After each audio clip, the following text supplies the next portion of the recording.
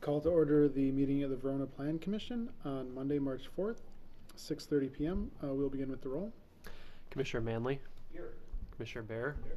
Mayor Diaz. Here. Commissioner Lytle. Here. Alderperson Gaskell is on her way, and then Commissioners Heinzen and Tucker Long are absent and excused. Thank you. We have a quorum, which is always good. Next, we'll move on to item 3, which is approval of the minutes from the February 4th, 2019 Plan Commission. Corrections, comments, motions. Commissioner Manley. Motion to approve. Motion by Commissioner Manley. Is there a second? Second. Second by Commissioner Bear. Last chance for corrections to the minutes. Seeing none. All those in favor of approving the minutes from the February 4th, 2019 Plan Commission? Can everyone hear me? No? Andy? I can definitely hear the feedback up here. So.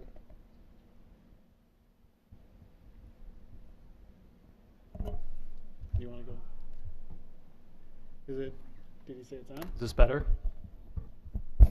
Good? Yes? Okay. All right. Thank you. I'll move it closer. Where was I? Oh, yes. All those in favor of approving the minutes from the February 4th, 2019 Plan Commission meeting, say aye. Aye. Aye.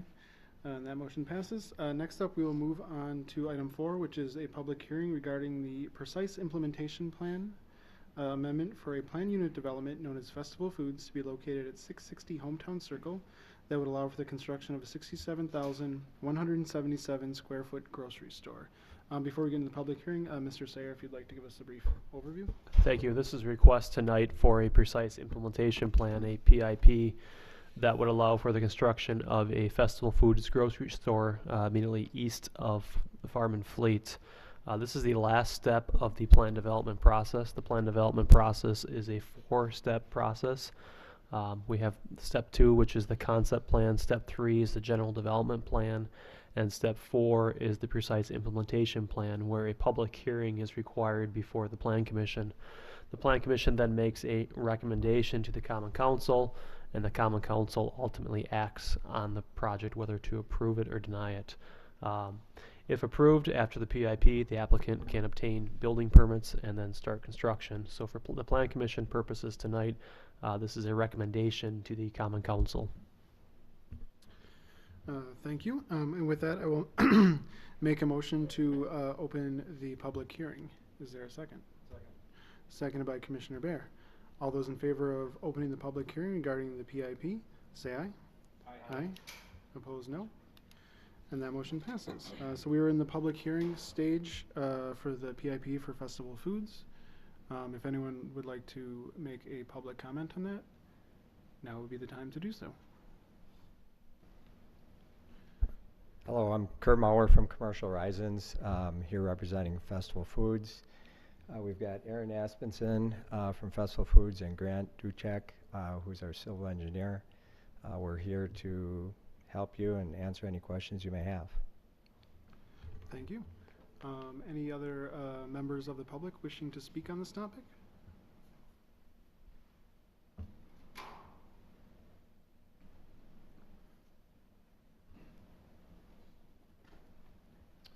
Hello, I'm Annette Stramandur, and I'm from 303 South Marietta Street. I have approached you guys a couple of times in the past about this development, and I looked over the plan today, the revised plan, and I still have a couple concerns. One is the amount of lights that are being proposed for that establishment, which looks like 22 pole lights and 22 mounted lights and 56 recessed lights that are part of that building. I am concerned about that. Particularly because this is part of the LED technology, and if you look around town, you can tell the impact of those lights compared to the old lights that we used to have. And I'm also concerned a little bit about the landscaping. I see they have increased the landscaping by like 1.5% is what I read, which is great. I still think, based on the amount of vegetation that's being removed to put this building up, that it would be great if we had some kind of additional trees within that parking space, partly for shade and just to replace what's being taken down. So I guess those are my two things. If Festival Foods is planning to keep their hours the same as they do in other locations, which looks like till 11 p.m. at night, I think then it is really a concern is what's happening to the lighting after 11 p.m. at night. If you notice with Farm and Fleet, most of their lights in their lot go off at night, except for those that are in the building, that are around the building. So it's just my opinion that we should at least do something with those two pieces as part of this approval process, because at this point, it's not going to change where we're headed. So if we could do something with that, that would be great. So, thank you. Thank you. Any other public comment on the PIP for Festival Foods?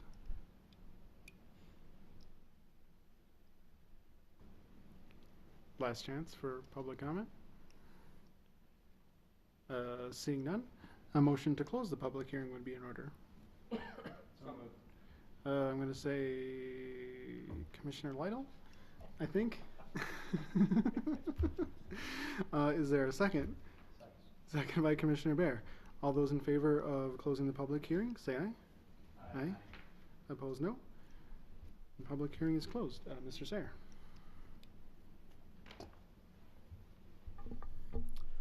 Thank you. So once again, the project is located immediately east of Farm and Fleet, and it's highlighted on the screen in yellow before you.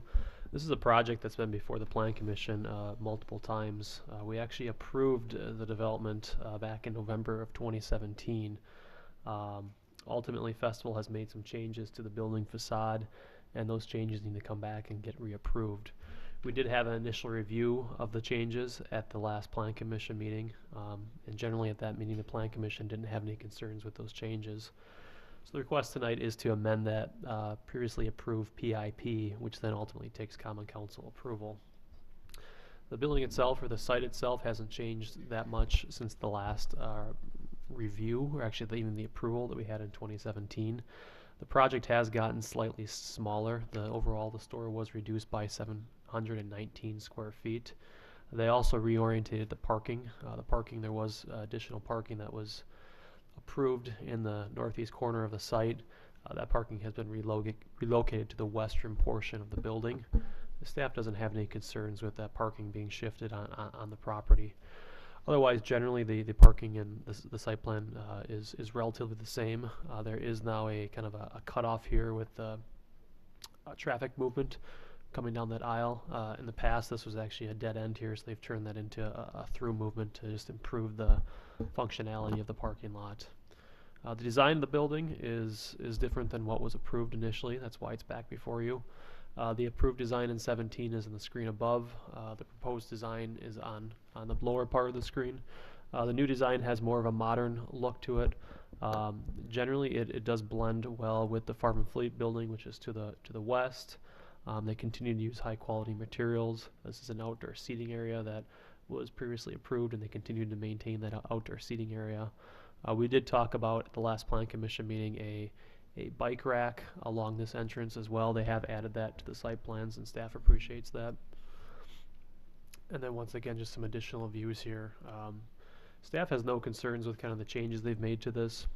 Like I said, it does blend well with the adjacent buildings, and it's consistent with the plans that were reviewed by the Plan Commission at the last meeting. I think regarding the comments we heard in the landscaping, obviously the landscaping plan does meet the minimum requirements of the ordinance. Kind of throughout the whole process, staff has worked with the applicants on getting additional landscaping, especially on the north side of the building to screen the site from the Ice Age National Scenic Trail. We've also worked with the applicants on the islands within the parking lot as well. It's slightly challenging because Farm and Fleet actually doesn't have any landscaping islands. So the applicant, I believe, put 2 of their islands actually on Farm and Fleet's parking lot to kind of help, just increase the overall landscaping awareness in the parking area. The lighting plan does meet the minimum requirements of the city, so we do have minimum lighting requirements for any parking area or any walkway area as well, and that's 0.4 foot candles. We don't have a maximum requirement. We do have that minimum requirement to provide just sufficient amount of lighting. Regarding the question of hours of operation and what happens to the lights, that's something I cannot answer, but you could call the applicant back up and ask them some questions on that. But generally, staff thinks it's a good project, and we recommend the Plan Commission recommend the Common Council approval of the PIP for Festival Foods. Thank you for that explanation. I guess I'll start. Question for the applicant. I guess can you speak a little bit about the operation of the lights and when they'll be on and when they'll be off, in line with public comment? Yeah, good evening. My name is Aaron Aspenson. I'm the store planning director for Festival Foods. The lighting, we're actually a 24-hour store. Oh, okay. So the lighting is really there for the public safety for shopping at night. I think our average foot candle reading is about a little over a 3, which is, I would say, pretty typical of any new development. So really, if we had to err on one side, we want to err on the side of having additional lighting rather than less, just for public safety and for the guests coming to our store. And all of our lighting is shielded as well, so there's no uplighting. Is there any other questions? As long as we have the applicant up here, any other questions? Oh, Commissioner Manley? Thank you, Mr. Mayor. I don't know if you can see it, but on our screen there's a representation of what the store would look like lit up at night, and it, of course, there's no poles shown in this, but the lighting that's actually illuminating the building, the exterior of the building itself. Is that an accurate representation of how lit the actual building would be in the evening? Yeah, that's a good question. I think the location of the lighting is accurate representation. The amount of lighting, I think, will be close. It's always hard when you look at an architectural rendering of how close it's actually going to be once you get the lights up there. But are you concerned that it's too bright, or? No, I think it doesn't, strike me as, something that you're going to see from miles and miles Sure. away, which to the person who spoke, there are some, I can think of gas stations in not just in Verona, but elsewhere, where they're just so incredibly lit up. And I know that there are reasons for doing that as well. If somebody doesn't pay for their gas, you want your security cameras to be able to see the color and the make and model of the car and license plate and so forth. But this, to me, doesn't look like it's nearly as bright as some of the really bright buildings that I've seen. Yeah. So I think that's a good call out. We wanted to be tasteful with it. It's more just architectural accents. We're not really lighting the building for the purpose of creating brightness for, I guess. It's more just an architectural accent. But it's a good point that you brought up about the lighting and being able to see license plates of cars that are going by. We do have over 100 cameras inside and outside of our store. So that's another point of consideration for having bright lighting, is so that when something happens at night, you can look on our camera system and easily figure out what happened. okay, thank you. You bet. Other questions for the applicant?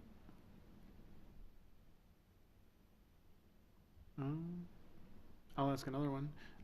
In regards to the landscaping, would it be possible for you guys to plant more trees in that location? Was there a certain area of the site that you thought more trees would be beneficial?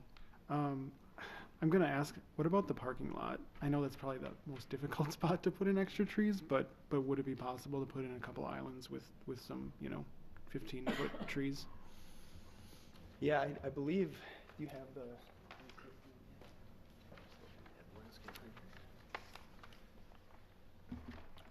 Yes, we do have 2 trees. We have 2 trees in each island.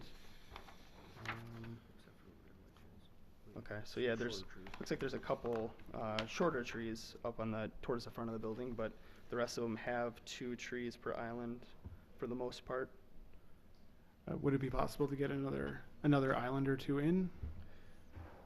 Yeah, there is an opportunity potentially to add the 2 islands that are towards the south end of our parking lot there. One of the reasons why we like to keep some of that open is for snow plowing. Yeah. So it's generally you like to have at least a couple open spots throughout the center of the parking lot so you can push the snow out. Otherwise, it gets pretty beat up. Yeah, I would probably add that instead of looking to add islands at those points for the snow plowing concern, is if we want to do anything, is maybe look at adding another tree in the islands as long as it fits and the trees have the ability to mature. Yeah, okay. And look appropriate. But these islands are, I mean, they have pretty solid landscaping in them the way they're designed. Okay.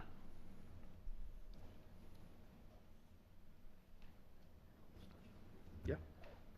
So good evening, Commission. Grant Ducatch with Excel Engineering. I just want to touch on a little bit of the landscaping here. So we do have canopy trees at every island that we can, except for when we have a conflict with a light pole.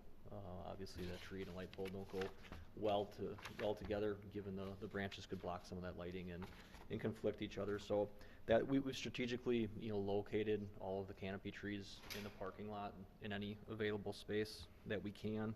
And I just want to touch on that there is some opportunity in a few locations to possibly add some canopy trees.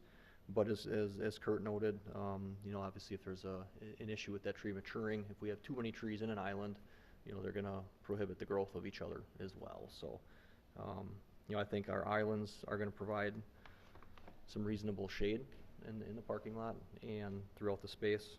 There may be a few spots that we could look at with staff and figure out a few strategic locations if shade's the goal or something along that nature. But I think really at the end of the day, we're trying to provide those canopy trees in those locations available. I guess if I could follow up comment, I would just, appreciate if you could work with staff and see if you can get some more trees placed. And I do appreciate the screening that's done from the Ice Age Trail, because I think it'll help preserve the view from there as well. Other questions for the applicant? Thank you. Oh, did you have a question? Commissioner Bear? Thank you, Mr. Mayor. I recall at our last consideration of this discussion of design element that would ground the building. Was that added here?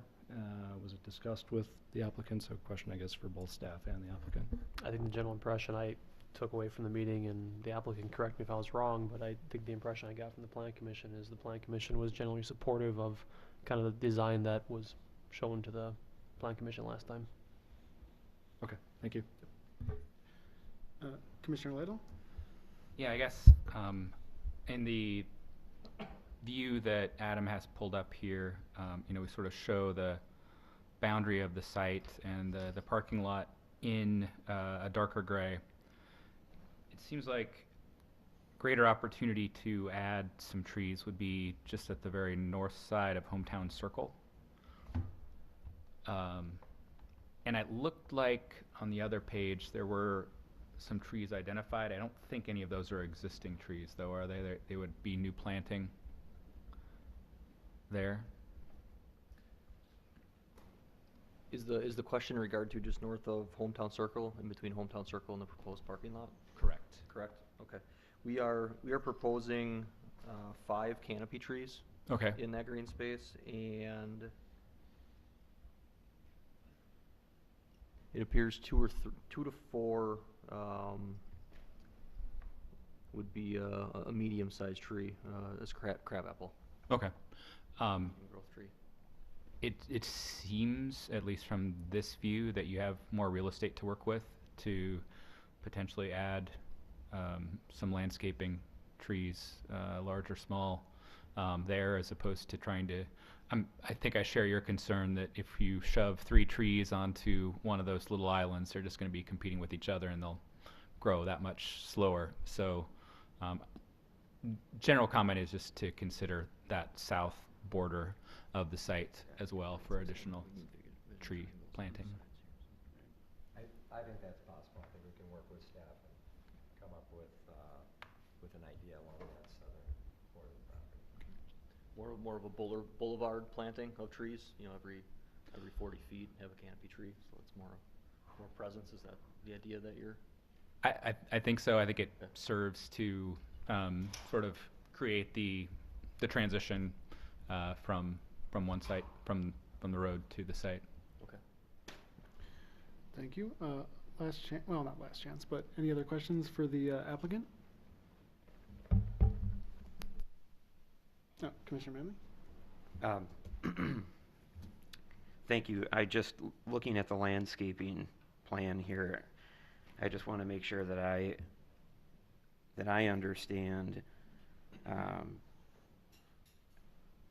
the total number of points that the applicant is required to meet under our code for all of the different types of deciduous trees and evergreens and shrubs and so forth. What is the total points, Adam?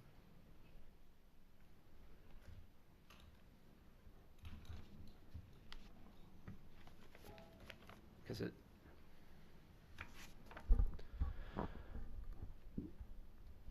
I don't think we have the total listed actually in the report. I think we did that in previous reports, but I know they do exceed it. okay. And I just wanted to make sure of that, and I appreciate everything that the applicant is doing by way of making a commitment to work with staff.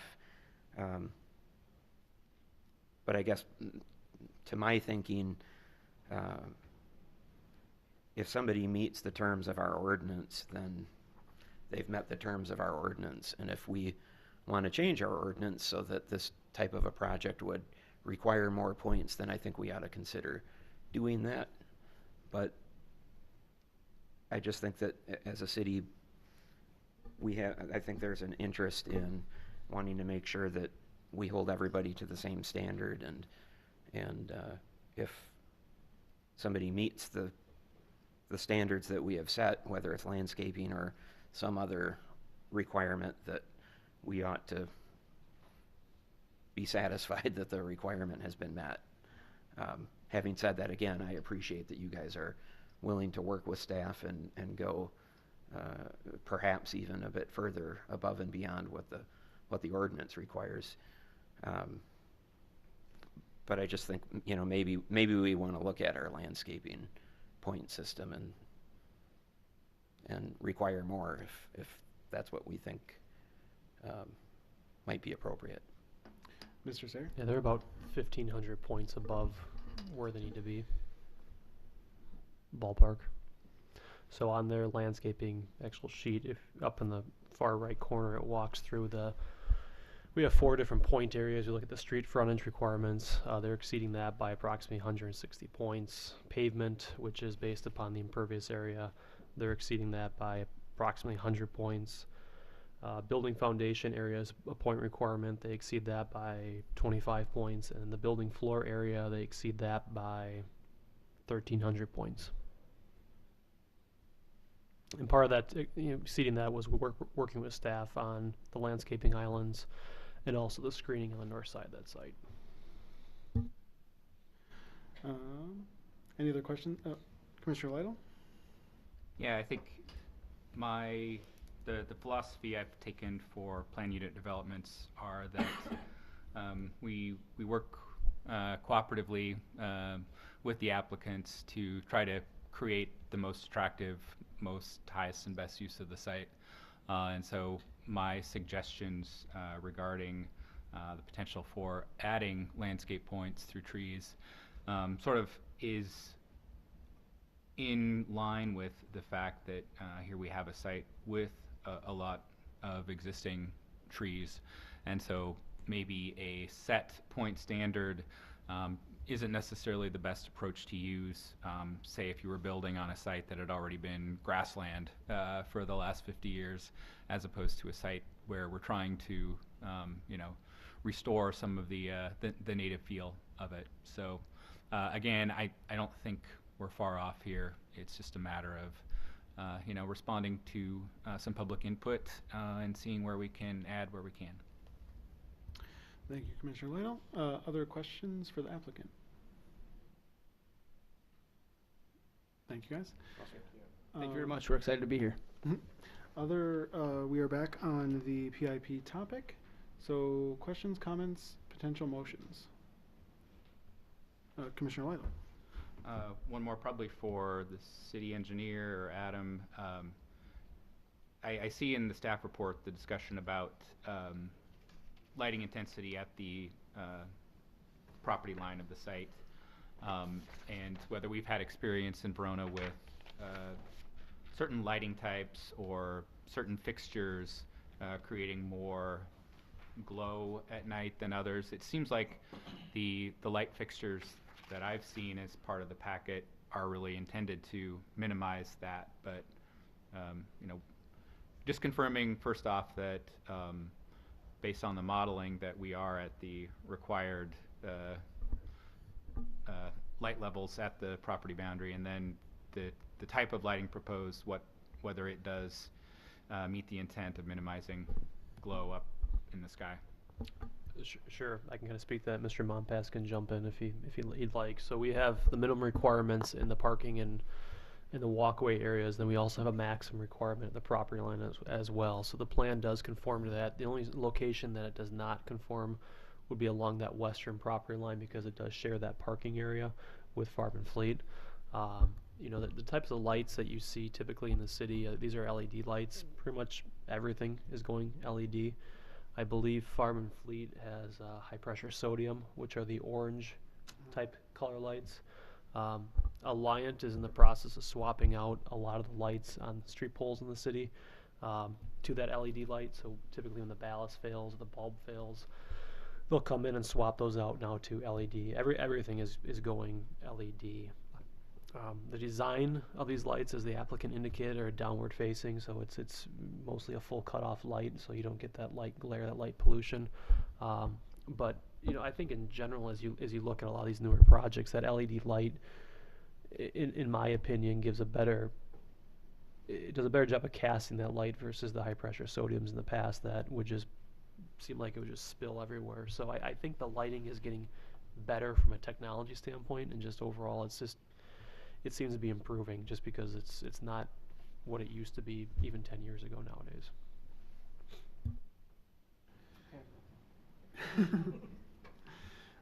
Questions, comments, motions from the council?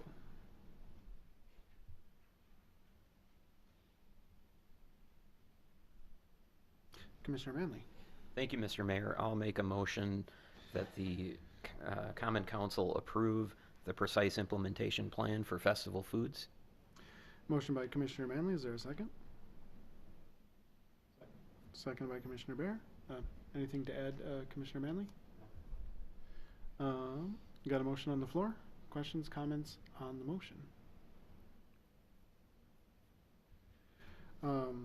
I'll make one brief one. I've voted against this project from the beginning, and for consistency's sake, due to some of the exemptions that were being asked for.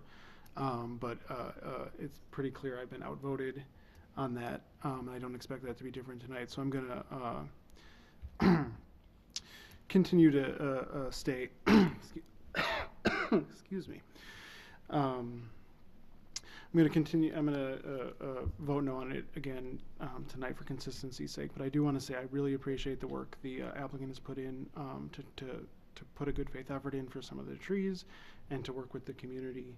And I wish them nothing but success.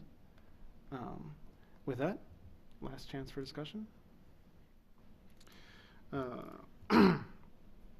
Okay. All those in favor of recommending to the Common Council the precise implementation plan signify by saying aye. Aye. Opposed, no. No. And that motion passes. Next up, we will move on to item 5, which is a public hearing regarding the zoning text amendment to repeal and recreate Title 13, Chapter 2, relating to the city's floodplain zoning ordinance. Mr. Sayer. Thank you. The city is requesting tonight a zoning text amendment, as Mayor Diaz explained, to repeal and recreate our floodplain zoning ordinance. This is a request from city staff to ensure that our ordinance is in compliance with the National Flood Insurance Program. Any change to this ordinance requires a public hearing before the Plan Commission, and the Plan Commission then makes a recommendation to the Common Council.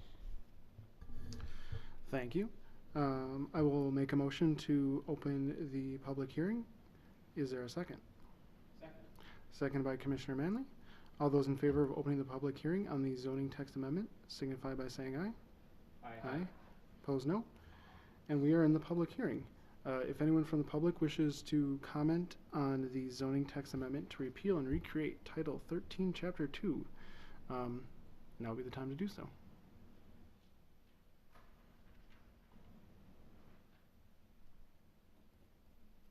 All right, I'm not seeing anyone run up to the mic. Motion to close the public hearing would be in order. Motion by Commissioner Bear, is there a second? Second. Seconded by Commissioner Lytle. All those in favor of closing the public hearing signify by saying aye. Aye. Opposed, no. Public hearing is closed. Mr. Sayer. Thank you. We have Carla Fisher here tonight from AECOM, and she's going to provide a brief presentation on the proposed ordinance changes.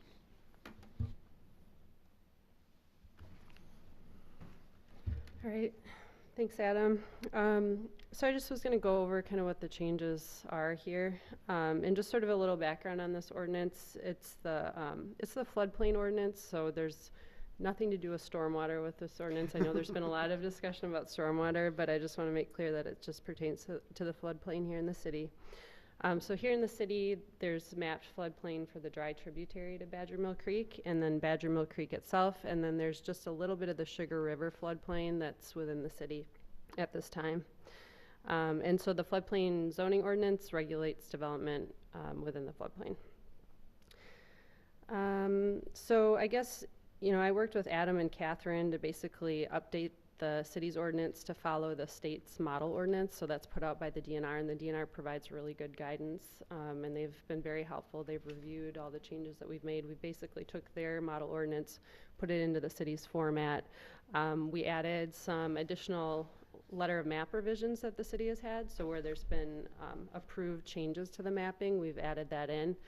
We actually started this process a while ago, but we were waiting for one of the map revisions to come in so that we could just do that at the same time, and so that's included as well, and that's specific to the city of Verona. So this follows the DNR's 2017 model ordinance, and periodically they're going to put out new model ordinances, and so you're going to see this come back up as they put out a new model ordinance.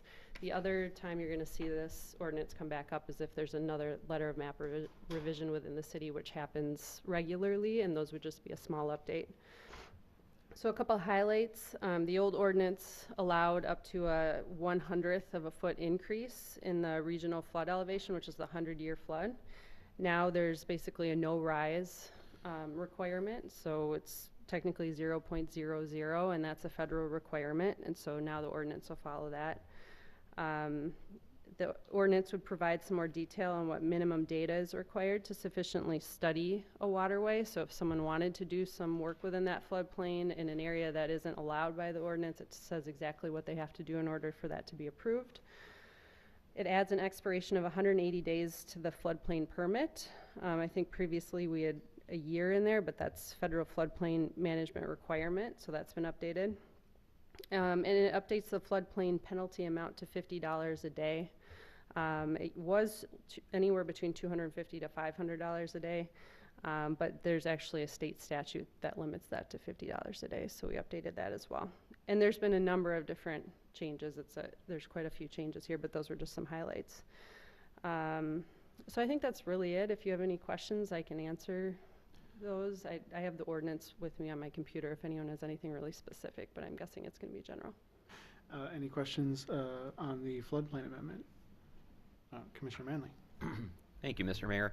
Outside of changes to conform our ordinance to federal requirements and state requirements, are there any really substantive changes to the ordinance here? No. Okay. No. Thank you. Any other questions on the floodplain amendment? Commissioner Lytle. Thank you, Mr. Mayor.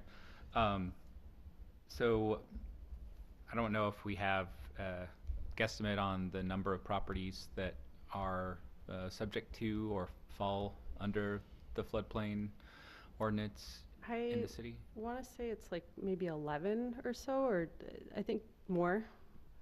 Do you know?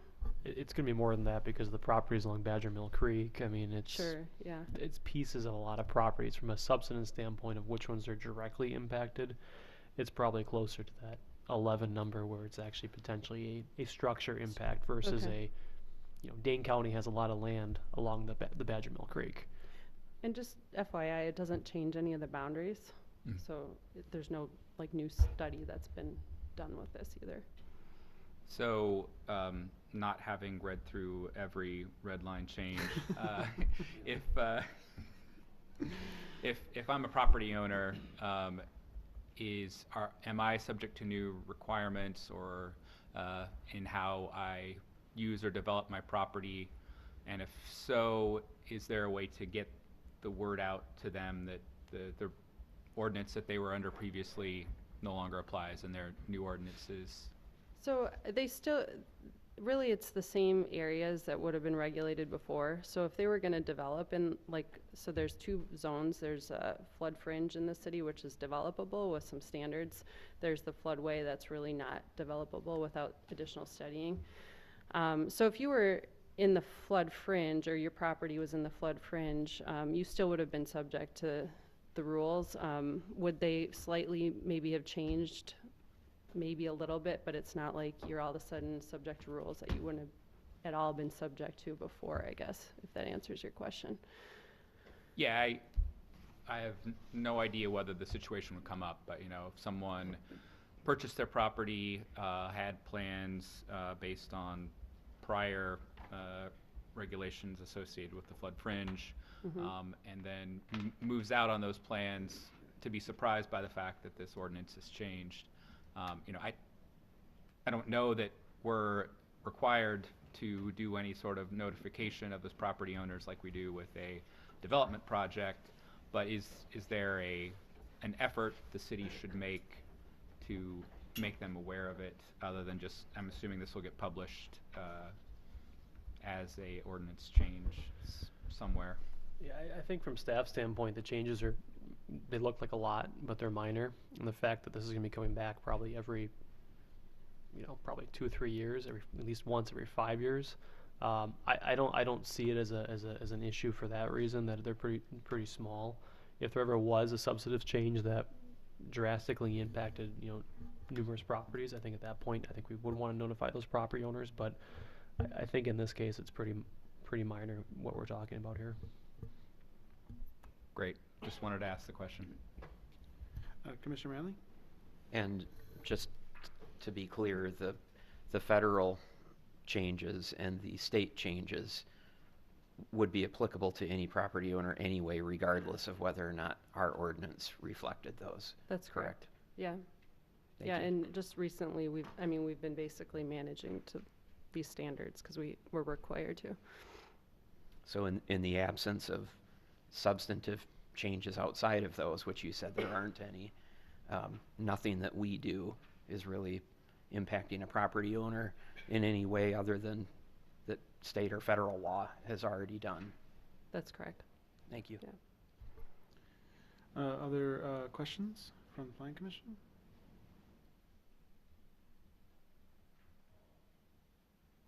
No? Thank you for the presentation. Thank you. And for all the work, too.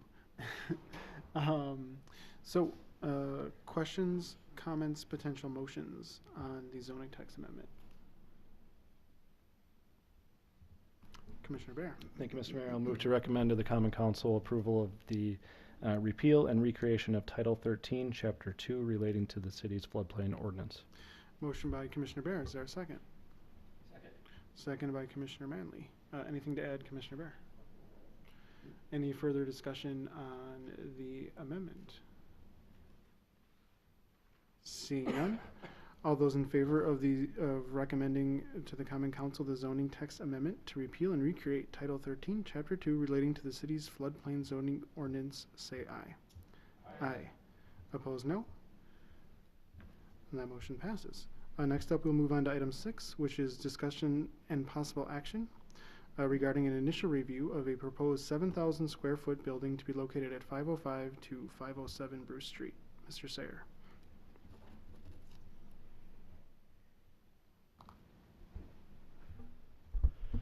Thank you. This is an initial review of 505, 507 Bruce Street that would allow a 7,000 square foot building to be located on the property. This is the property that's across from Fireman's Park. The applicant is in the process of making some significant improvements to that building. If you recall, that used to be the kind of the yellow-looking building that was the wood shop. It was a woodworking business that was out of there, but it's now home to SBR Endurance Performance and also N+1 Coffee and Beer Bar. So the property in question is highlighted on red on the screen before you. The actual site plan is the existing building is in the gray kind of black color here along Bruce Street. That's the building that's currently being upgraded and fixed by the applicant. The applicant is looking at constructing the 7,000 square foot building just behind the existing building. And they also, just off the screen here, have a potential building for the future. But I think immediately today what they're looking at is this 7,000 square foot building here. The applicant has not identified any specific users for this building yet. Tentatively, they're talking to some fitness type users for potentially half of the building, and then the other half of the building would be a potential contractor would take that the kind of eastern half off of this side here. This project does require site plan approval and a conditional use permit. The conditional use permit is required because it is a group development. When we have multiple buildings on one parcel, it requires a conditional use permit. We call that a group development. The project would also require a certified survey map. Currently there are, I believe, 2 property lines. The property line cuts through the parking lot in this location. And as part of this, the applicant would need to combine the parcels into one. So once again, from a site standpoint, the building is on kind of behind the existing property or existing building. The applicant is proposing some rain gardens and bioretention areas behind the building and off to the side of the building as well. Excuse me. As part of this too, they would make some improvements to the parking lot. The applicant is providing 57 parking stalls. As part of this project, they would pave that area. Currently it is a gravel parking lot, so that would become paved at that time. For the new building, the project would require 24 parking spaces. With the new building and the existing building, it would require 24 parking spaces. So the parking does work. I think what we would do is, as uses come forward, though, we would look at the actual specific use, and depending on if it takes a conditional use permit or it's a permitted use, we would further examine the parking at that time.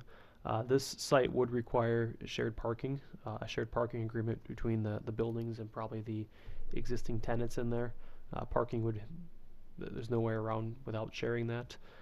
We think the parking is probably going to work okay for these 2 buildings here. We do, depending what happens with the building off the screen here, if that does come forward in the future, that's, I think, when we need to take a really close look at parking in this area overall, just to further examine how the buildings are functioning with each other and how the parking is being shared on the site. But we think the 57 stalls will be sufficient kind of for these uses as we take a look at that.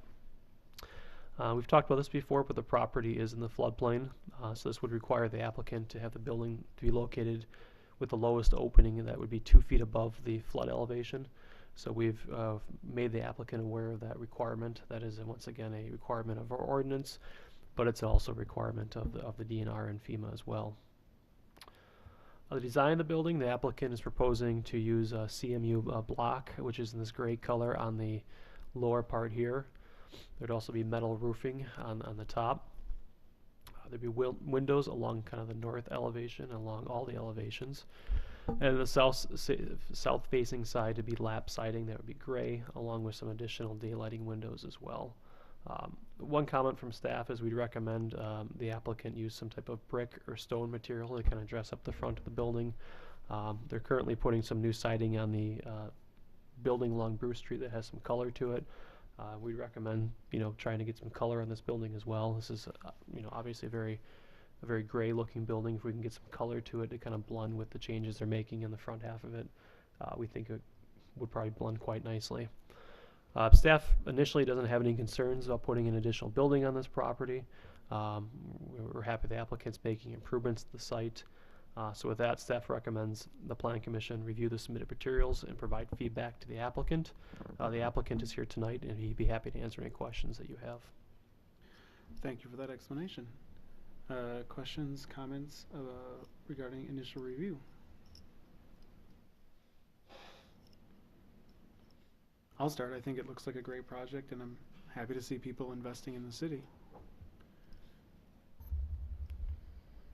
Anyone else, though? Commissioner Manley, then Commissioner Bear.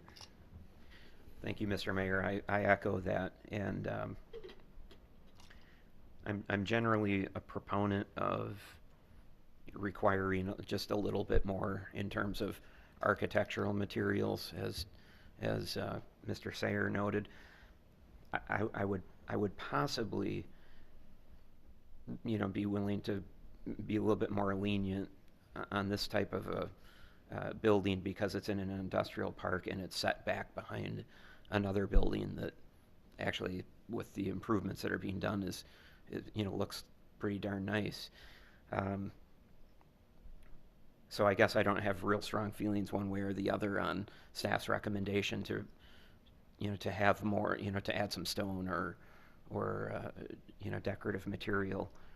But I would say that if the applicant gets to the point where that other building that's sort of half shown on the map right now along Bruce Street was developed, I would, because that's right at the street, I would want to hold that to a little bit higher standard than I would this proposal that's set back. Thank you. Commissioner Bear? Yeah, thank you, Mr. Mayor. I'll agree. It's certainly an improvement to the site, and wish the applicant luck on it.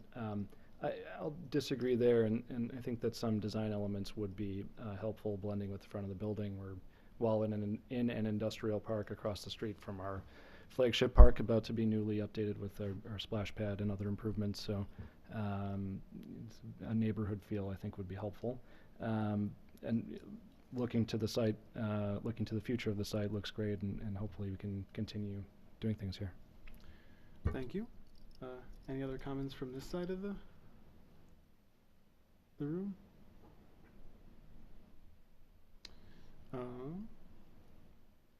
Anyone else? Mr. Sayer, do you feel like you got sufficient feedback? Okay. All right, well, I think that's everything. Thank you. Next up, we'll move on to item 7, which is just discussion. It's a initial concept review for proposed 95-acre development containing a medical clinic, commercial uses, and multifamily land uses to be located at 7278 Valley Road. Mr. Sayer.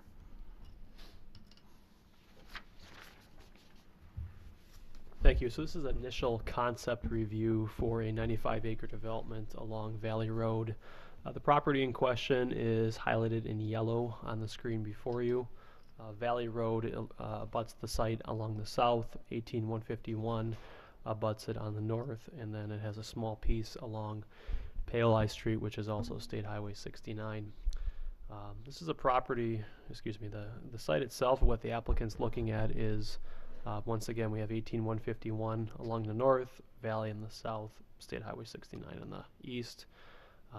The applicant's looking at 3 kind of larger type uses on the site. We have a 15-acre piece of property that would be set aside for a medical clinic. We'd have approximately 48 acres of commercial lands that would be commercial type of non-residential mixed uses. And then we'd also have a 21 acres, 22 acres set aside for potential multifamily land use. So this project does require many approvals. That includes a pre-development review agreement. That's an agreement that's required for any development before it happens in the city. It would take an annexation agreement, actual adoption of the annexation ordinance, zoning, and most likely a plan unit development of some type. This property has been talked about for quite some time now. There was a concept plan that was submitted on this site back in February of 2006. This is when Dean Clinic, who still owns the property, was looking at developing it before the recession. This is a plan that included some healthcare supportive retail land uses at about 13 acres along State Highway 69. There was a healthcare and related uses, which was for the 50 acres in the red there. And then there was also an assisted living residential type land use on the western part of the site. As part of this too, the council at that time passed a resolution supporting the concept plan, which included this proposed healthcare facility, assisted living facility, and other related land uses. And the council at that time agreed to work cooperatively with Dean on the necessary pre-development procedures, including annexation of the property and incorporation of the lands into the urban service area. Ultimately, this land was brought into the USA as part of a kind of a larger application for this southwestern area. This land is also part of our Southwest Neighborhood Plan. This is an excerpt of that plan. The property is once again along 18151 and along Valley Road here on the north side. Land uses planned within there included commercial along State Highway 69, and then also this institutional land use classification in that blue type color. What the plan says is it says land uses closest to State Highway 69 are planned to be primarily service or retail businesses, given their excellent visibility and accessibility. Land uses further west, farther away from 69, are planned to be medical clinics and outpatient service facilities.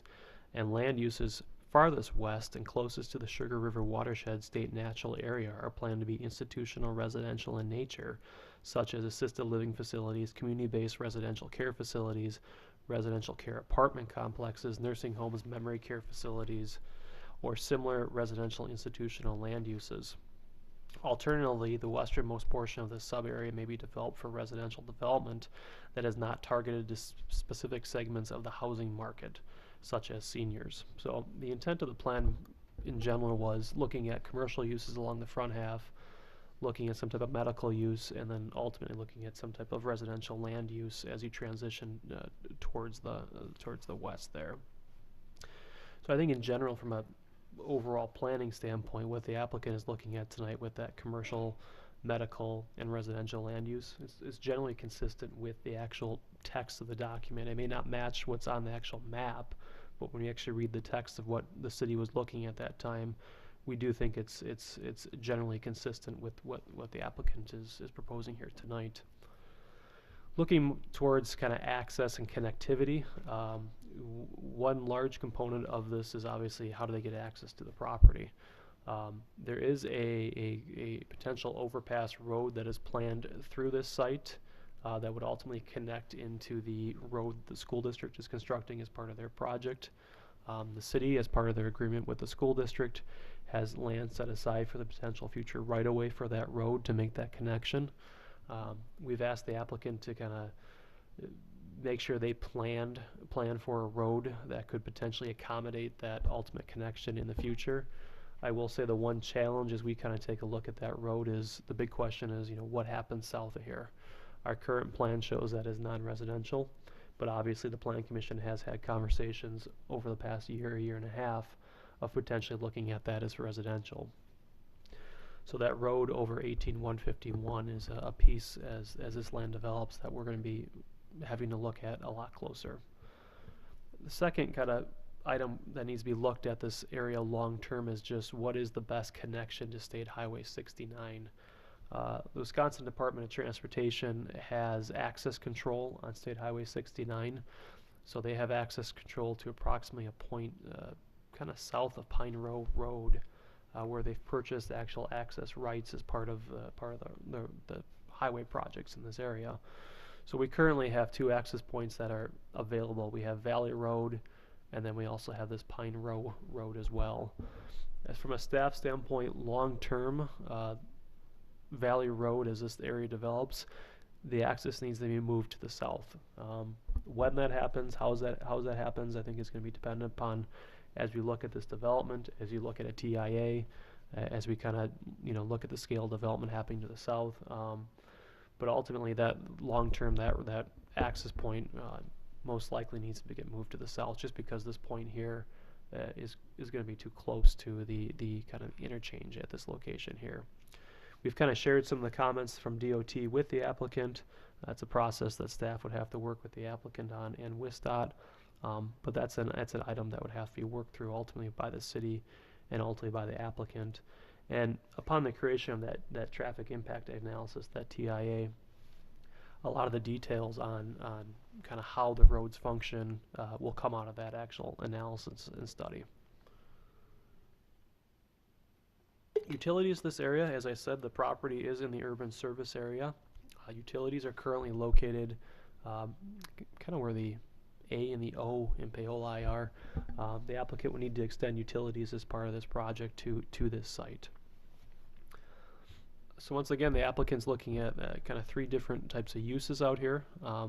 Staff is open to development occurring on this property. The applicant is in the process of doing their due diligence on this. They are in the process of purchasing the property. Generally, staff is open and receptive to the land uses that the applicant is looking at. We believe it's consistent with the plan. We also believe that this area is ready for development. It's along US Highway 18151. It's along Highway State 69. We brought this into the USA and almost 10 years ago now, so it's ready to go. So from a staff level, we support development occurring on here.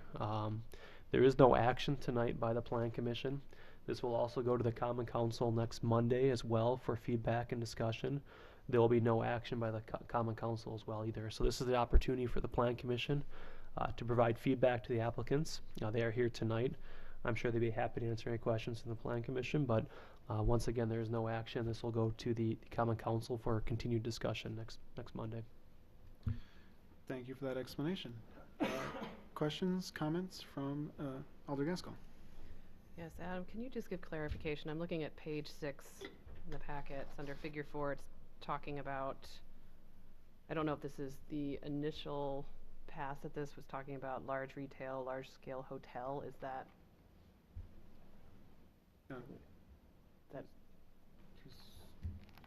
Is that what's currently proposed, or are we talking about like a medical campus basically with multi-unit housing for seniors? Well, we're looking at 3 different uses. You have the medical use in the front half. So on that the description that you're looking at, we have a medical clinic, the site to be retained by SSM and Dean for a future clinic site. That's looking at that blue area. The pink area on the screen, that is the bullet for the commercial mixed use, which looks at a large-scale hotel, potentially large retail to bring traffic and other users, potential grocery store, potential smaller, multi-tenant retail, and then potential office space as well.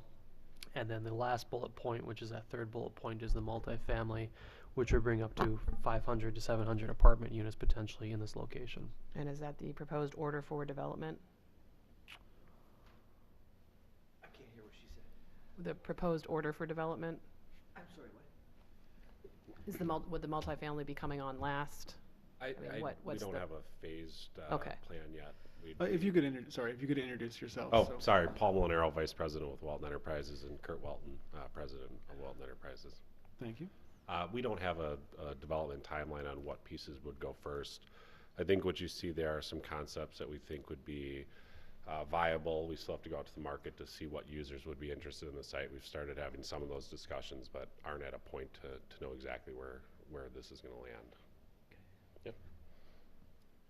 So where we are in the process is right now we finally have reached an agreement with SSM. They still own the land.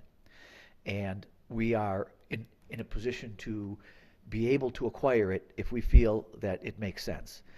For us to feel it makes sense, we wanted to come before you to get your feedback as to how you feel about this land and what you would want to see if that makes sense for what we think should be there, or what we think the market would want to see there.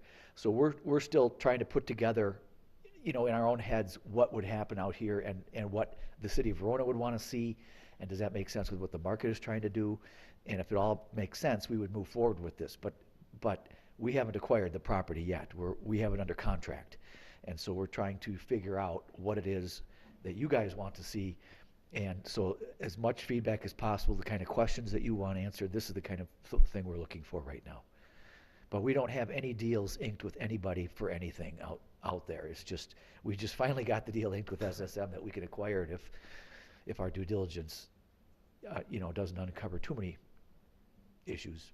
And the DOT, and there's a grave site, and there's all kinds of things are popping up that we didn't know about, but, we're still moving forward at this point, so. Thank you. Well, as long as we have the applicants up here, any questions for the applicants? Okay, well, we'll call you back up if there is one. Any other comments or questions?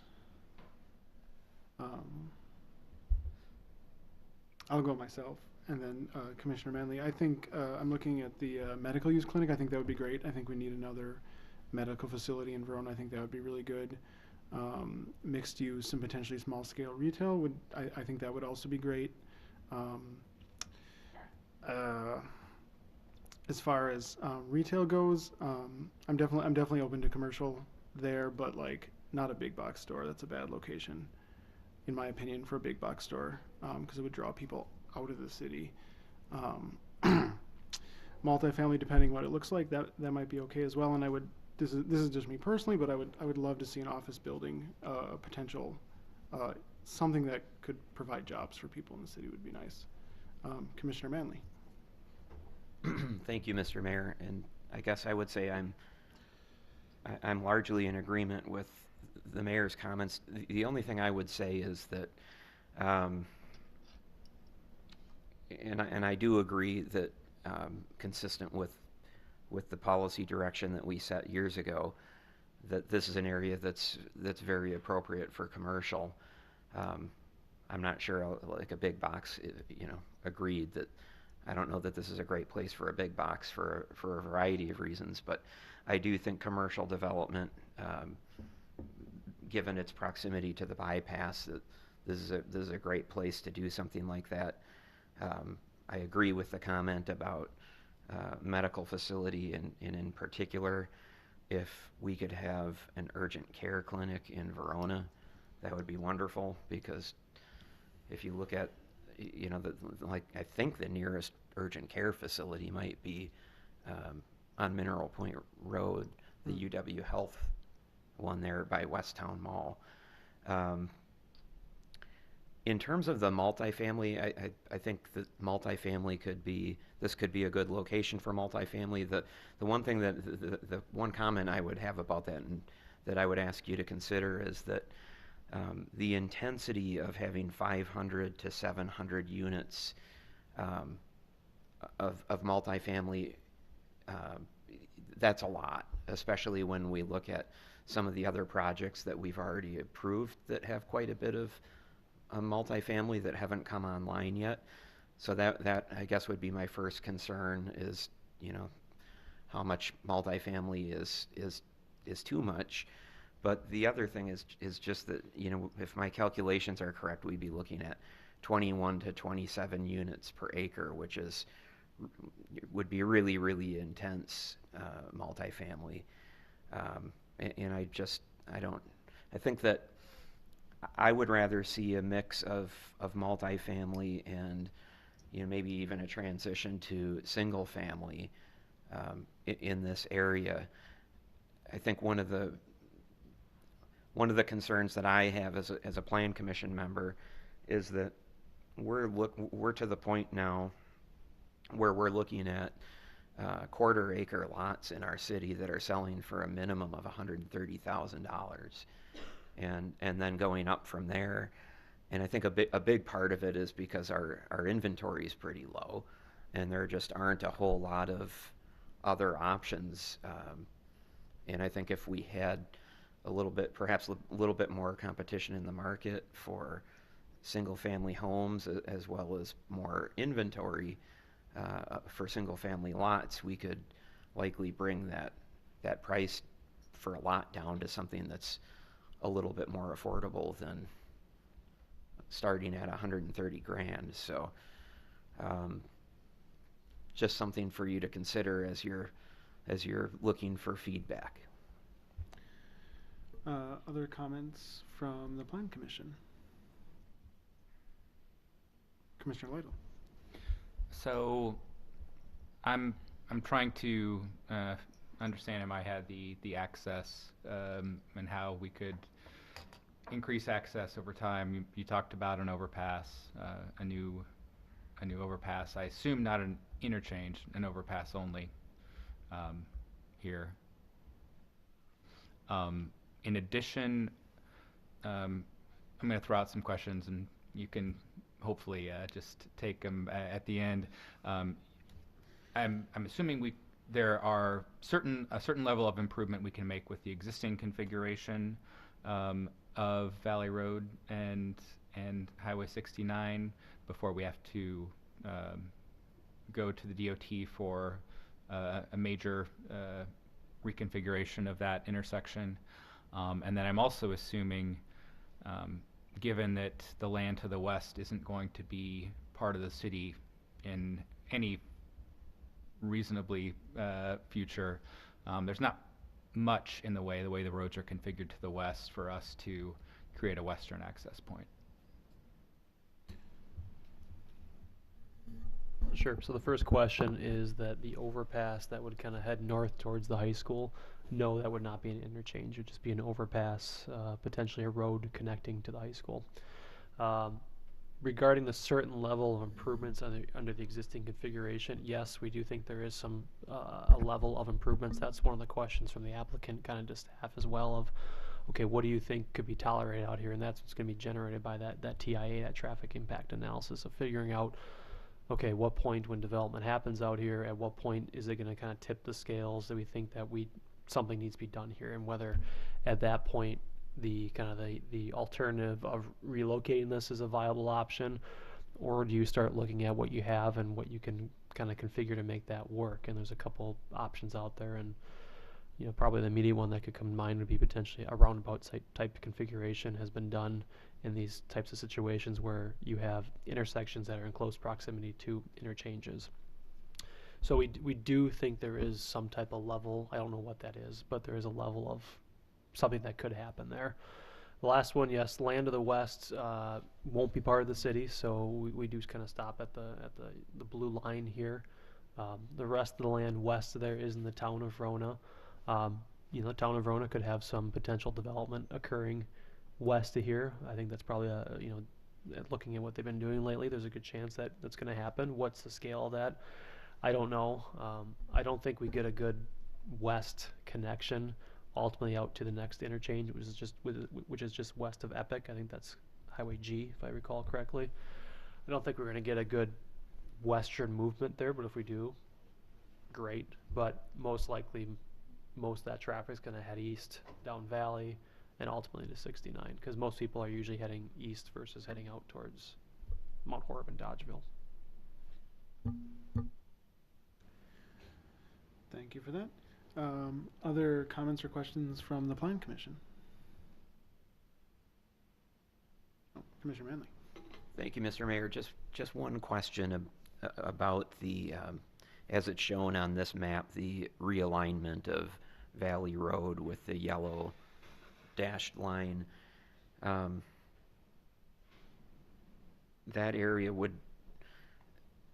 so we would need to, or I guess the question is, who would be responsible for acquiring that right-of-way? Would that be the city, or would that be the developer as part of a development agreement, or and would we need to annex that whole property into the city, or just the right-of-way? How does that work? So that realignment would have to occur when that property is developed at some point. I mean, unless somebody would be able to go out there and acquire it, but I think that'd be probably a difficult, if the property owner is not interested in selling or developing, that's going to be a difficult conversation. So realistically, that realignment would probably happen when the land there is redeveloped, or I mean, if Pine Row is still a viable option, that could be an option that could be looked at depending on how development in this area is sequencing as well too.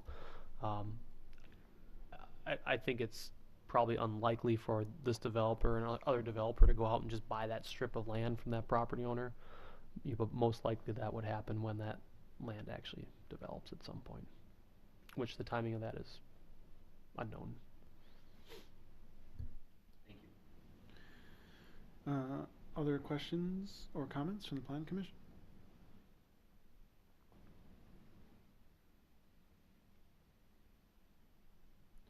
I'll add one more comment myself. I know it's very, very preliminary, but it would be nice to see whether it's multifamily or single-family homes, if some of the targeting market-wise could be kind of towards the middle of the market. It seems like we're doing really well building towards the top of the market, but I feel like some middle housing, so people can provide a little bit of movement in the market, I think would be really helpful. Commissioner Lytle. Yeah, I don't have a lot to add. I think I'm in general agreement with the other feedback the commissioners and the mayor have provided. I think there will likely be some devil in the details in terms of sequencing. We've run into that before, especially when, you know, the access is being created, maybe not mid-project, but at some point.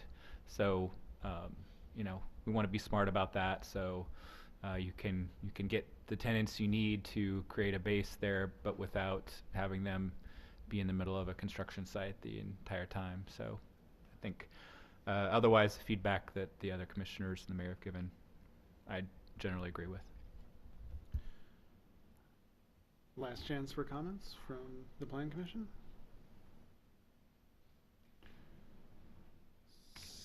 Seeing none. Sure, we'll take a question from the applicant.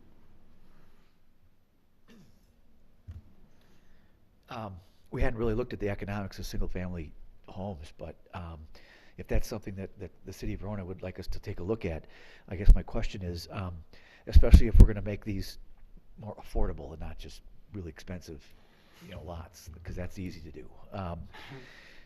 Would the city, and I know you whatever you say today, you can change your minds tomorrow, but you know, would the city look at some sort of TIF assistance or some kind of, do they have any kind of program for this kind of thing if we were going to try to look at doing more affordable single-family housing? Mr. Sayer? Sure. Ultimately, that'd be a question for the Common Council. So the Plan Commission, you know, that's more of a budget kind of issue to the council. I see. Currently, we don't have any type of program set up for affordable housing type program. But I mean, ultimately, that's a question we have to go to the council of how, if there was any type of assistance, whether that be TIF or whether that be some type of different program. That'd be a separate conversation with the council. Okay. So should I bring that up next week at the Common Council meeting? I think we're meeting with them just to let them see it.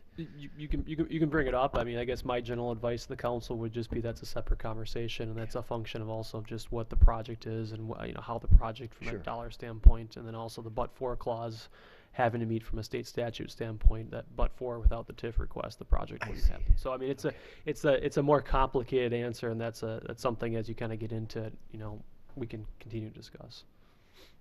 Thank you. All right. Commissioner Manley. If I could just follow up on that question with my point of view on the matter, and I totally understand that it's a decision for the Common Council, but given the location of this piece of land and its proximity to the bypass in a growth area, if we can't figure out a way to get development in this part of the city without using, you know, subsidies, basically, I just don't think that would be the right thing to do, is my point. Okay. Other last chance for comments from the Plan Commission. Seeing none, we will move on to item 8, which is just a discussion regarding the municipal ordinance amendments relating to mailbox requirements. Mr. Sayer. Thank you. I'll have Ms. Holt come up here and present this. This is just a brief presentation, kind of an overview of some of the items, or one of the items that we've been working on that the actual ordinance amendment won't end up here, but the end result of it will end up here at the Plan Commission. So I'll turn it over to Catherine.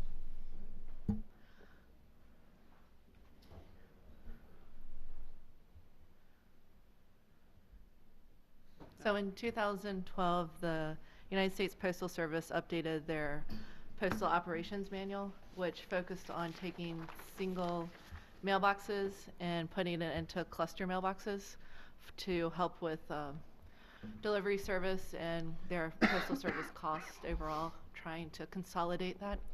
So pretty much on the East Coast, any new development since 2012 has been doing this. And in North Carolina in 2013, they basically created guidance for all developers to come in and understand what the expectations are on how the cluster mailboxes would work, where they would be located, and what the process is to get those through the planning process.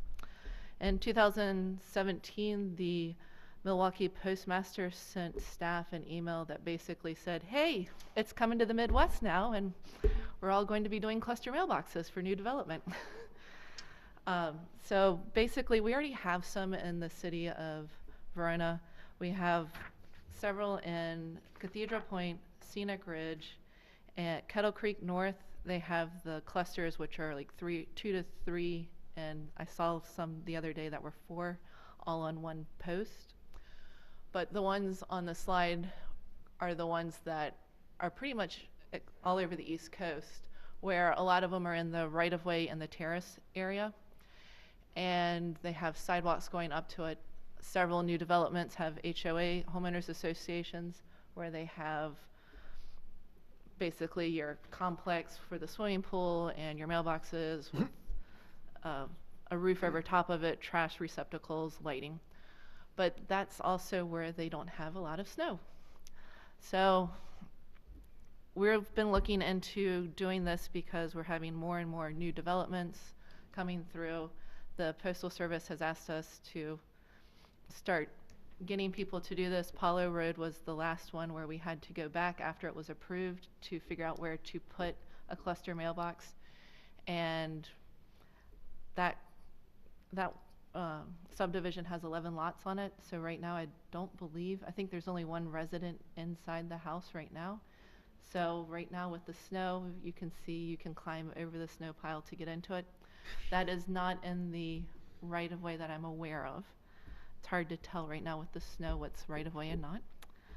But logistically speaking, we're looking at doing a ordinance that would propose to not have the cluster mailboxes in the right of way, to have them not in the terraces, and to have them behind the sidewalk. Have a sidewalk leading up to the mailboxes. You would not necessarily have a parking spot to pull up into, but you could park alongside the sidewalk, get out of your car and do that. We would also have to coordinate with the Postal Service to make sure, a developer and staff would have to coordinate with the Postal Service to get locations. They're usually saying it's about 1 cluster per block, but since not everything works on a grid system and in a block format, some would just have to be based off of convenience for users. On the East Coast, they are starting to change it so that the single-family homes that have existing mailboxes are starting to have to go towards the cluster mailboxes. We have not been told to do that, so we're just starting with new development and where the cluster mailboxes would be located. Does anyone have any questions for me? Mr. Sayer? Yeah, so this amendment would be most likely in section 9 of our ordinance, so it won't actually get back to the Planning Commission.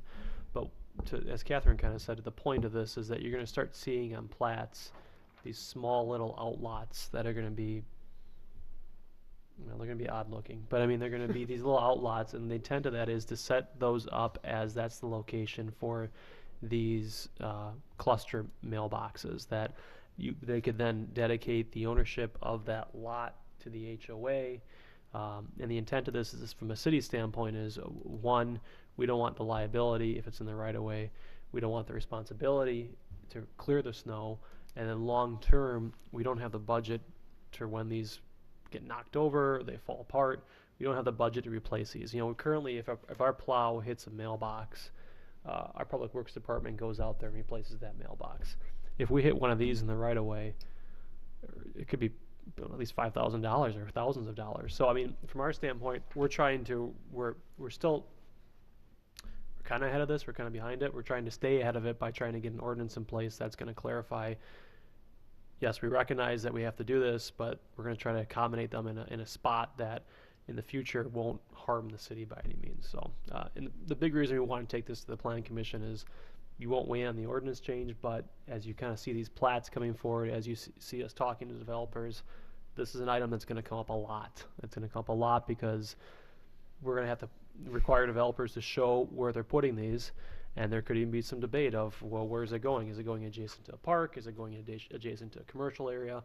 There's going to be further conversation on this because these can act as social gathering places, or they can just act as something that's just sticking out like a sore thumb. So, I mean, there's going to be some give and take as we talk about these, but we wanted to at least kind of start the conversation here. So I'll start. I have a question. So if it's on an outlot, would it be like an HOA owned outlot, or would it be just someone's property, or could it? I mean, is that up for discussion? I guess. Our intent would be to put it on a separate outlot that would hopefully be owned by the HOA, unless somebody in the development or the developer wanted to maintain the ownership of it. But it would be a privately owned and maintained function. Our preference from staff would be to stick with what we've done for the last 5 to 10 years, where you have these mailboxes on, as Catherine said, on these 4 mailboxes kind of on a single post. If you go through Cathedral Point and other developments, it's been working well. But this is kind of the transition point now to make mail delivery more efficient, and we're trying to accommodate what the Postal Service is requiring us to do. So then a follow-up, is there an HOA in Scenic Ridge or Cathedral Point? Or what about neighborhoods that don't have an HOA? Would this, I mean, is it just like pass the hat to replace the mailbox? Well, this is going to be for new development. So, so Cathedral Point does have an HOA because they do have privately owned outlots. Oh, okay. Scenic Ridge may have a group of people, I don't know if I'd call it an HOA, but I know there is at least a Facebook group that is somewhat organized with that. But this will be for all new development. So going forward, yes, and they're going to have some type of maintenance fund, or they're going to have to pass the hat when the mailbox falls over. And that could be, depending on how they set that up too. Is it the whole subdivision, or is it for the 20 or 30 people that live on that, or that actually get mail at that mailbox? That's going to be up for debate with the developer and how they set those up. This, like I said, this is not our preference at all, but this is the route that they're forcing everyone to go to. All right, thank you. Commissioner Manley. Thank you, Mr. Mayor. The first house we built in Verona was in the Kettle Creek subdivision, and the deed restrictions talked about a homeowners association that when we moved out 13 years later, there still hadn't been one formed. And the second house we built was in the Meister addition to Westridge Estates, and which isn't exactly it's not new, but it's not old either. And the deed restrictions talk about a homeowners association, and we don't have one there either. So I think that the idea of punt it to the homeowners association, I'm not sure how well that's going to work. It may be something that maybe we should require developers to spell out clearly in the deed restrictions who's responsible for the maintenance of them and so forth. I don't know, but it seems like a big hassle that the city would want to avoid. Certainly, I can understand that. I'm just not sure there's a real elegant solution unless we, the city, decide that we're going to mandate the formation of homeowner associations, and then how do you get,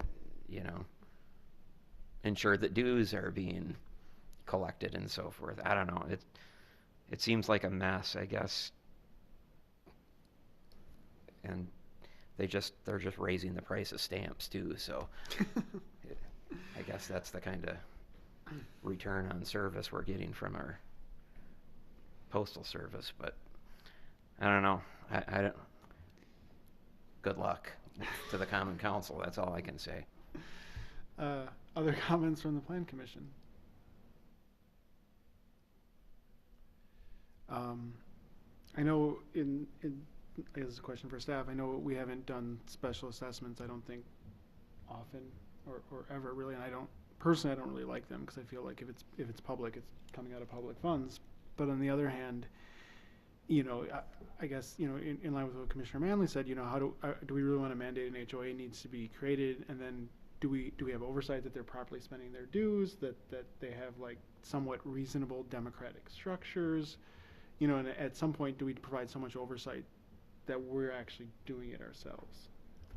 Yeah, I mean, you don't have to do an HOA. You could also set it up that say you've got 20 people on a mailbox. Each person has 1/20th share of that outlot. So every year they're paying a small fraction of their taxes towards that. And it kind of goes back to your point of when the box tips over or rots out or breaks. At that point, maybe they're responsible themselves to kind of figure it out, pull it together, and build a new one or, pay for a new one. Kind of also to Mr. Manley's point as well, long term, what is mail? It's a different conversation because I know I get more junk mail than I get anything else. But the big thing nowadays is more package delivery versus the actual mail itself. So maybe in 20 years when these start to fall apart, or 15 years, it's completely something different. This is all a moot point. I don't know, but I know they've done it on the East Coast, as Catherine kind of said too. And I mean they've kind of worked through it. I'm sure we're gonna have to work through it. We're probably going to work through it when somebody knocks one of these things over, or in 15 years when one falls over because the salt rots out the base of it. I mean, but time will tell. It's not ideal, and I wish there was a better solution. I mean, if the city really wanted to, we could take it on, but then you're taking on that liability as well too, which is a very large liability for us. If we don't clear it, also someone falls, then we're on the hook for potential claim if someone slips and falls in front of their mailbox because we didn't salt it or clear the snow properly as well. So that's part of the reason why this is more of a private function for the developer and the HOA or the property owners to figure out. Commissioner Bear. Just to push back a little bit on that, I mean, and points all well taken, but I think we are already clearing snow access to mailboxes, and individual homeowners are already responsible for the cost of their mailbox. So I think you can just sort of apply the concepts that exist already to a slightly different model of I pay for my mailbox, and how that's managed by a group of people I think can be worked through. And the city has been providing already access to trucks, mail trucks, to get to a box, so this may be even less of an issue than we've got today. Thank you. Alder Gaskell? I think it's a difference of snow clearance. Right now, it's literally a plow. And if you look at the pictures that Ms. Holt put up, we're talking about sidewalk access and clearing around the mailboxes, and that's a person getting out of the truck, salting. Personally, I don't think that we want to touch this as a city. We want to figure out a way to somehow put it back on the homeowner, whether you're paying for 1/20th of an outlot when you buy your lot. And that seems a very clean way to do this, knowing that there'll be a fund there when you need it to replace it. And it just happens that way, that the whole, presumably if you're going to hit one of these, you're going to hit all of them, right? It's unlikely that one individual box will fail. So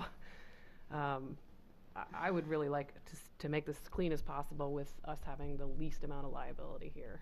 And regardless of whether or not mail is going to be obsolete, I think we have to look at it as a generational thing. I think that there's still a lot of seniors who get a lot of mail, and that's how they communicate and that's how they receive things, like paper bills.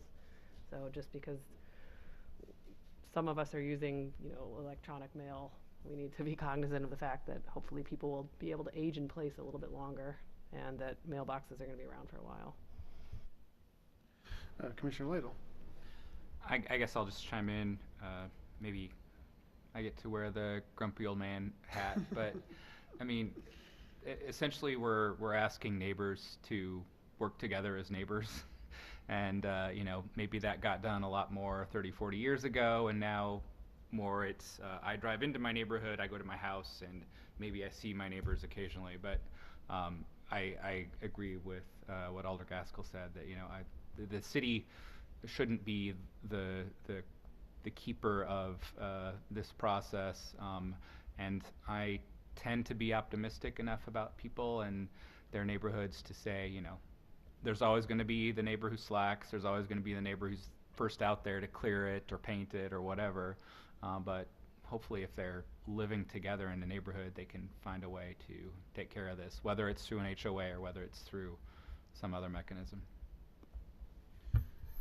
Any other further comments from the Planning Commission? All right. Seeing none, we will move on to number 9, which is discussion and possible action regarding proposals for the city zoning and sign ordinance rewrite. Mr. Sayer.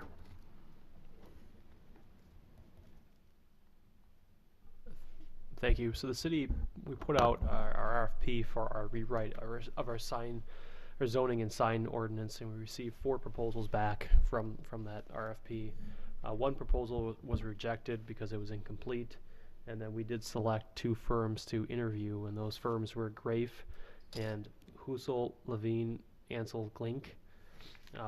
We interviewed them, I think, 2 weeks ago.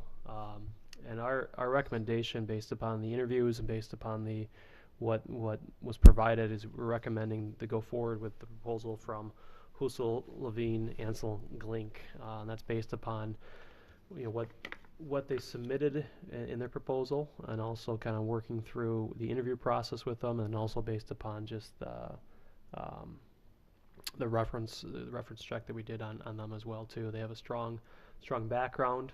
They have strong graphical skills, which we think is really important for the new code, of having lots of graphics in there, making it easy to understand. And they just have I think a very strong ability to complete this project in the fashion that we're looking at.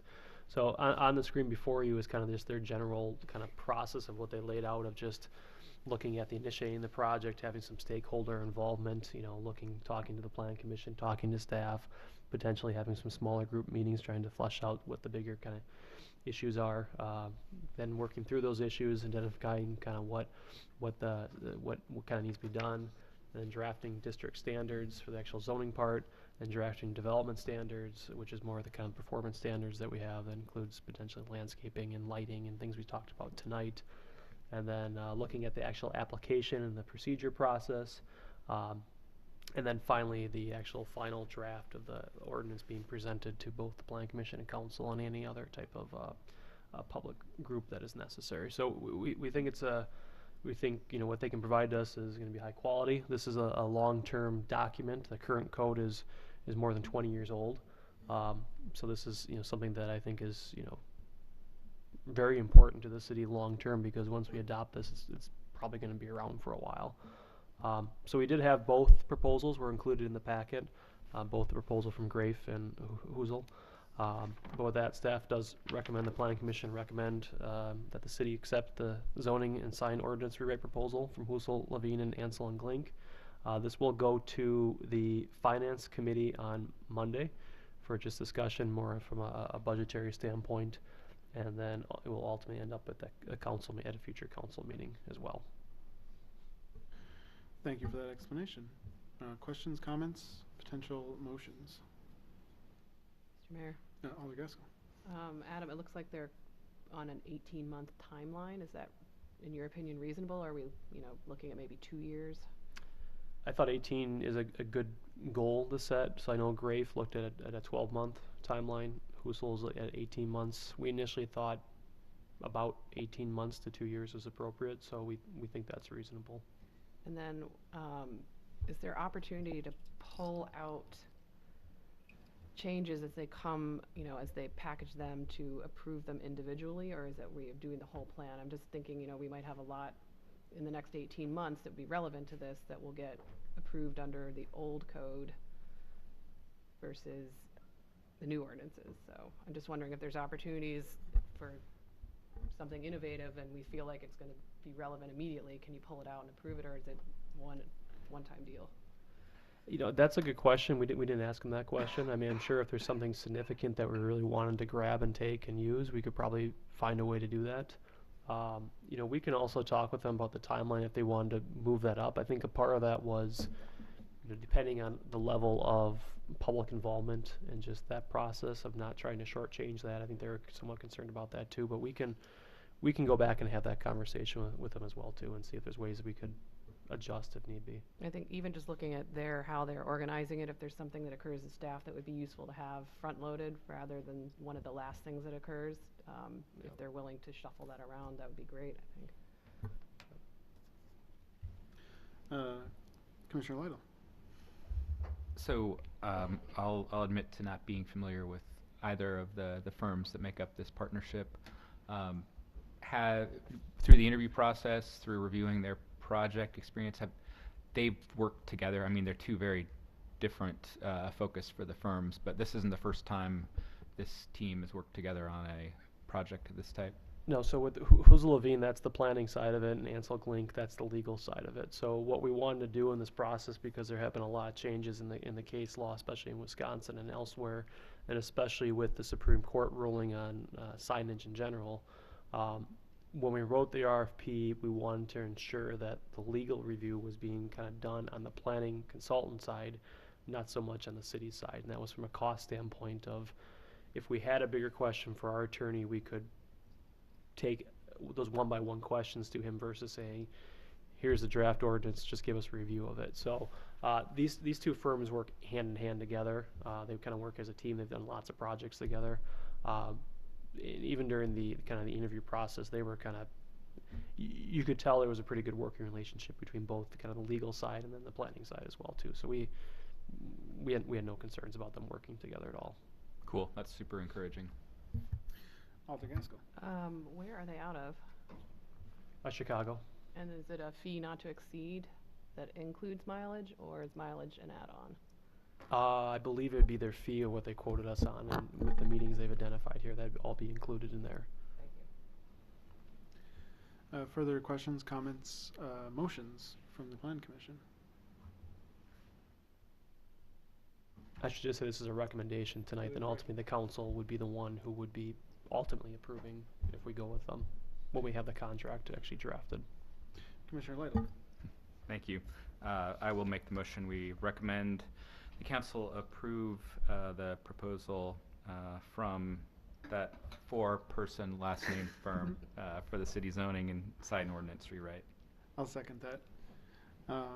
Anything further to add, Commissioner Lytle? Last chance for discussion.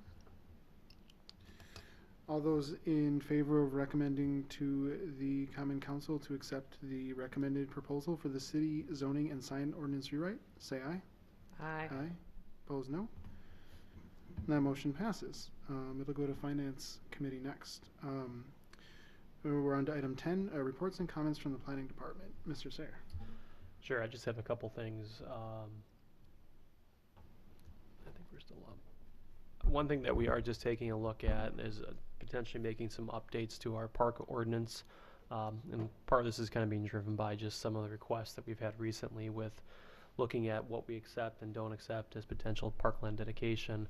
So looking at our definitions, looking at just, you know, kind of overall what our fees are, kind of compared to everyone else, and then also looking at that suitability of land. We've had that conversation of open space, active versus passive, but trying to get further clarification on what's acceptable and what's not acceptable. So I know Ms. Holt is looking at that. We're working with with Dave Walker and Casey also down at Park and Rec to kind of work through these items, but that's something that we're currently working on that'll be coming forward here in the coming months to the Plan Commission. And the intent is to kind of give that clarification, but also give that flexibility if there is a project or if there is some land that is unique that isn't going to be used as a ball field or a soccer field, that maybe there's a good reason we want to accept that, maybe there's a good reason we want to count that towards dedication, parkland dedication, and is there a way to kind of quantify that? And that's where we're trying to work through that. Any questions on that? Questions? Okay. I'll add a comment. I hope that potentially designated natural areas is being considered. Yes, it is. Okay. Yes. That was one of the driving intents of looking at a prairie or looking at a wooded area that's more passive recreation. So that's the intent of it. Excellent. All right, 10B. Other item is just development updates. We had the development updates in your packet. I have nothing to really report from there, but we'll be happy to answer any questions that the Plan Commission has about any projects that are out there. Questions on ongoing development projects? So, I have one more thing. Oh, Mr. Sayer. Yeah, the last thing I have then is our next Plan Commission meeting, just to let everyone know, is going to be April 3rd. That's the first Wednesday of the month. So not the first Monday, it's the first Wednesday, and that's because of the election. Thank you for the reminder. We'll move on to item 11, reports and comments from the Plan Commissioners. Anyone have any reports or comments? Seeing none, we'll move on to item 12, adjournment. A motion to adjourn would be in order. Motion by Commissioner Manley. Is there a second? Second. Seconded by Alder Gaskell. All those in favor of adjournment, say aye. Aye. Opposed, no. And we are adjourned. Thank you.